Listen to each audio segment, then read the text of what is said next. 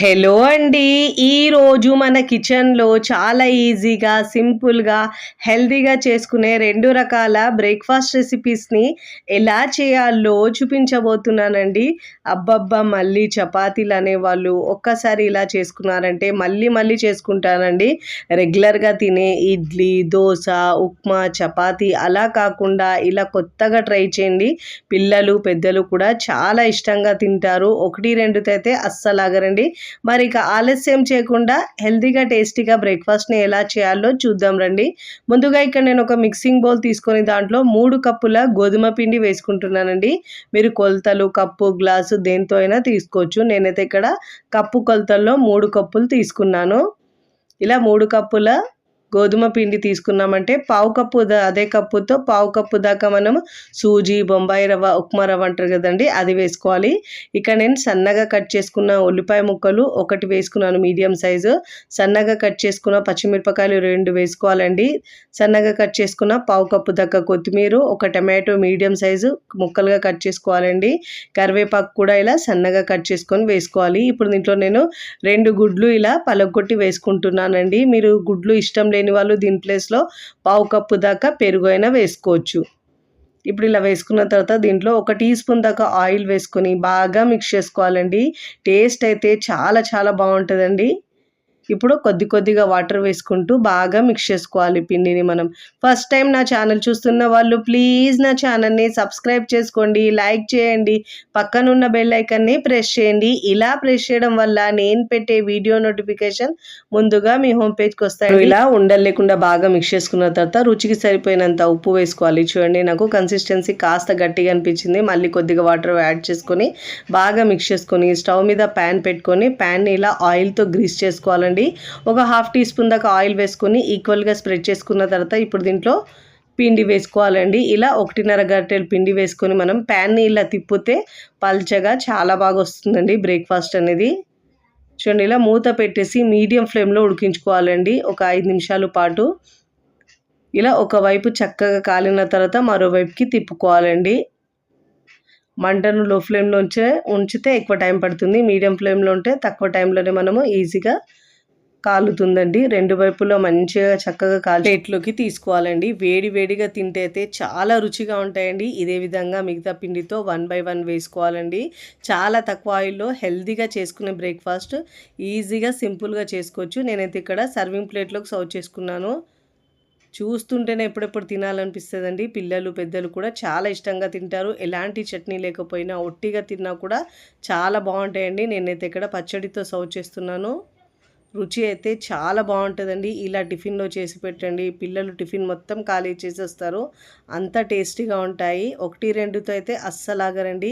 ఇలా చేసి పెడితే రోజు తినే ఇడ్లీ, దోశ, చపాతీ అలా కాకుండా ఇలా చేసి పెట్టారంటే పిల్లలు, పెద్దలు కూడా అందరు ఇష్టంగా తింటారు. హెల్దీ రెసిపీ, 5 నిమిషాల్లో అప్పటికప్పుడు చేసుకునే బ్రేక్ఫాస్ట్ అండి. ఇప్పుడు మన సెకండ్ రెసిపీని ఎలా చేయాలో చూద్దాం రండి. ముందుగా అయితే లోపల స్టఫ్ని రెడీ చేసుకుందామండి. స్టవ్ మీద ప్యాన్ పెట్టుకొని 1 టేబుల్ స్పూన్ దాకా ఆయిల్ వేసుకోవాలండి. ఆయిల్ బాగా వేడైన తర్వాత దీంట్లో ఒక పావు టీ స్పూన్ దాకా ఆవాలు వేసుకోవాలండి. మంటను లో ఫ్లేమ్లో ఉంచాలి. వీడియోని ఎక్కడ స్కిప్ చేయకుండా పూర్తి వీడియో చూస్తేనే మీకు ఈ స్నాక్స్ అనేది పర్ఫెక్ట్గా, సాఫ్ట్గా చాలా బాగా వస్తుందండి. ఇలా ఆవాలు బాగా వేగిన తర్వాత దీంట్లో పావు కప్పు దాకా సన్నగా కట్ చేసుకున్న ఉల్లిపాయలు వేసుకోవాలండి. ఇలా చిన్న ముక్కలుగా కట్ చేసుకొని వేసుకొని మంటను మీడియం టు హై ఫ్లేమ్లో ఉంచి ఇలా బాగా ఫ్రై చేసుకోవాలండి. కాస్త సాఫ్ట్గా అయితే సరిపోతుంది. ఫస్ట్ ఇలా కాస్త సాఫ్ట్ అయిన తర్వాత దీంట్లో అల్లం వెల్లుల్లి పేస్ట్ 1 టీ స్పూన్ దాకా వేసుకోవాలి. చాలా ఈజీగా, సింపుల్గా చేసుకోవచ్చండి. ఇంకా చాలా తక్కువ టైంలో ఈజీగా చేసుకునే బ్రేక్ఫాస్ట్ అండి. టిఫిన్కి ఎలాంటి పిండి లేనప్పుడు అప్పటికప్పుడు ఇన్స్టెంట్గా చేసుకునే బ్రేక్ఫాస్ట్. దీంట్లో పావు టీ స్పూన్ దాకా పసుపు వేసుకోవాలి.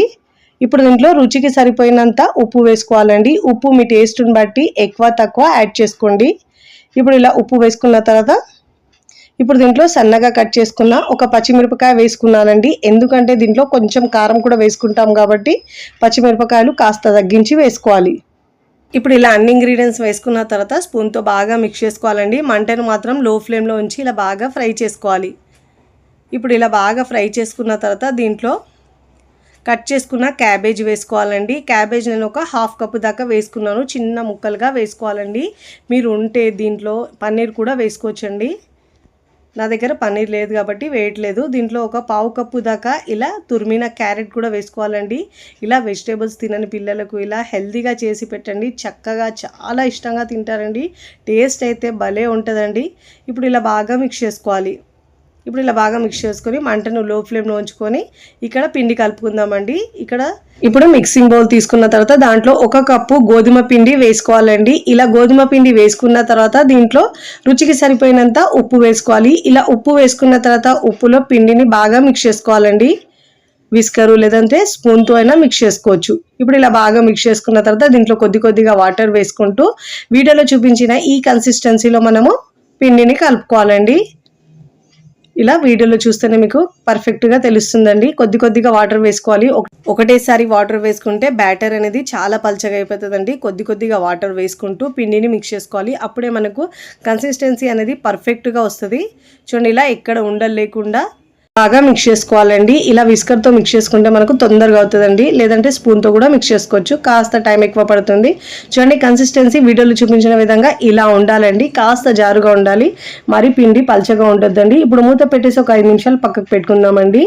ఇక్కడ చూడండి, వెజిటేబుల్స్ అనేవి కాస్త ఇప్పుడు సాఫ్ట్ అయిన తర్వాత దీంట్లో పావు టీ స్పూన్ దాకా కారం వేసుకోవాలండి. పచ్చిమిరపకాయలు కూడా వేసుకున్నాం కాబట్టి చూసుకొని యాడ్ చేసుకోవాలి. ఒకవేళ స్పైసీగా ఎక్కువగా తినేవారైతే హాఫ్ టీ స్పూన్ దాకా వేసుకోవాలి. మసాలాలు వేసుకోవాలి. దీంట్లో జీలకర్ర పొడి పావు టీ స్పూన్ దాకా వేసుకోవాలి. గరం మసాలా పావు టీ స్పూన్ వేసుకోవాలండి. చాట్ మసాలా దీంట్లో హాఫ్ టీ స్పూన్ వేసుకోవాలి. మిరియాల పొడి కూడా పావు టీ స్పూన్ వేసుకోవాలండి. ఒకవేళ గరం మసాలా లేకపోతే స్కిప్ చేసినా పర్వాలేదండి. దీంట్లో గరం మసాలా వేసుకోకపోయినా కూడా టేస్ట్ చాలా బాగా వస్తుంది. మీ దగ్గర చాట్ మసాలా లేకపోతే కొద్దిగా ఒక 2-3 చుక్కలు నిమ్మరసానైనా వేసుకోవచ్చండి. ఇలా పులుపు వేసుకోవడం వల్ల టేస్ట్ ఫ్లేవర్ అనేది చాలా బాగా వస్తుందండి. ఇప్పుడు ఇలా బాగా మిక్స్ చేసుకున్న తర్వాత దీంట్లో సన్నగా కట్ చేసుకున్న పావు కప్పు దాకా కొత్తిమీర వేసుకోవాలి. ఇలా వేసుకొని ఒకసారి బాగా మిక్స్ చేసుకోవాలండి. ఈ స్పైసెస్ మసాలాలు వేసేటప్పుడు మనము మంటను లో ఫ్లేమ్లో ఉంచి వేసుకోవాలండి. అప్పుడే మసాలాలు మాడవు, టేస్ట్ అనేది చాలా బాగా వస్తుంది. ఇప్పుడు ఇలా స్పూన్తో బాగా మిక్స్ చేసుకున్న తర్వాత ఇప్పుడు స్టవ్ ఆఫ్ చేసుకొని పక్కకు తీసుకోవాలండి. చూస్తుంటేనే పిల్లలు పెద్దలు కూడా చాలా ఇష్టంగా తింటారు. అంత సాఫ్ట్గా మృదువుగా ఉంటాయండి. ఇప్పుడు ఈ మిశ్రమాన్ని పక్కకు పెట్టుకొని స్టవ్ మీద ప్యాన్ పెట్టుకొని దాంట్లో 1 టీ స్పూన్ దాకా ఆయిల్ వేసుకోవాలండి. చాలా తక్కువ ఆయిల్లో ఇలా హెల్తీగా బ్రేక్ఫాస్ట్ చేసుకోవచ్చండి. ఇలా ఆయిల్ని స్ప్రెడ్ చేసుకున్న తర్వాత ముందుగా రెడీ చేసుకున్న పిండి కూడా నానింది కదండి. పిండి నానితే మరీ సాఫ్ట్గా వస్తాయి. ఒకవేళ టైం లేకపోతే అలా అయినా అప్పటికప్పుడు చేసుకోవచ్చండి. నానబెట్టే అవసరం కూడా ఉండదు. ఇప్పుడు ఇలా చిన్న దోశలాగా వేసుకోవాలండి మనము. చూడండి, వీడియోలో చూపించిన విధంగా మంటను లో ఫ్లేమ్లో ఉంచి వేసుకోవాలండి. ఇలా వేసుకున్న తర్వాత మూత పెట్టేసి పైన తడి ఆరే వరకు ఉడికించుకోవాలండి, కాల్చుకోవాలి. పైన తడి ఆరిన తర్వాత మరోవైపుకి తిప్పుకోవాలండి. వీడియోలో చూపించిన విధంగా ఇలా చేసుకోవాలి. ఇలా వేరే వైపుకి తిప్పుకున్న తర్వాత ఇప్పుడు మనము దీంట్లో ముందుగా రెడీ చేసుకున్న స్టఫ్ ఉంది కదండి, ఆ స్టఫ్ను దీంట్లో మధ్యలో పెట్టి వీడియోలో చూపించిన విధంగా ఇలా ఫోల్డ్ చేసుకోవాలండి.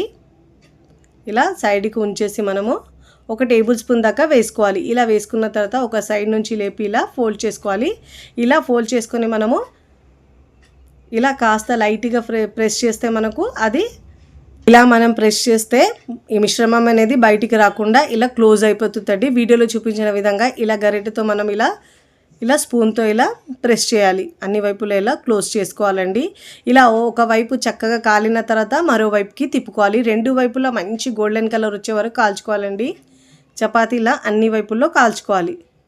చాలా సింపుల్గా చేసుకోవచ్చండి. చక్కగా 2 వైపులా మంచి కలర్ వచ్చిన తర్వాత ప్లేట్లోకి తీసుకోవాలి. ఇదే విధంగా మిగతా వాటిని కూడా 1 బై 1 వేసుకోవాలండి. ఇలా ప్యాన్ని మనం వేసేటప్పుడు మంటను లో ఫ్లేమ్లో ఉంచి వేసుకోవాలండి. అప్పుడే చక్కగా వస్తాయి. ఇలా వేసుకున్న తర్వాత మరోవైపుకి తిప్పేసి ఇలా మధ్యలో మిశ్రమం పెట్టి ఫోల్డ్ చేసుకొని 2 వైపులో చక్కగా కాల్చుకోవాలండి. మంచి గోల్డెన్ కలర్ వచ్చే వరకు ఇలా ప్రెస్ చేస్తూ కాల్చుకోవాలి. మంచి కలర్ వచ్చిన తర్వాత నేను ఇక్కడ అన్నీ చేసుకున్న తర్వాత ప్లేట్లోకి సర్వ్ చేసుకుంటున్నానండి. చాలా ఈజీగా, సింపుల్గా, హెల్తీగా చేసుకునే బ్రేక్ఫాస్ట్ మీకు నచ్చితే తప్పకుండా ట్రై చేయండి. ట్రై చేసి ఎలా కుదిరిందో కామెంట్ ద్వారా తెలియచేయండి.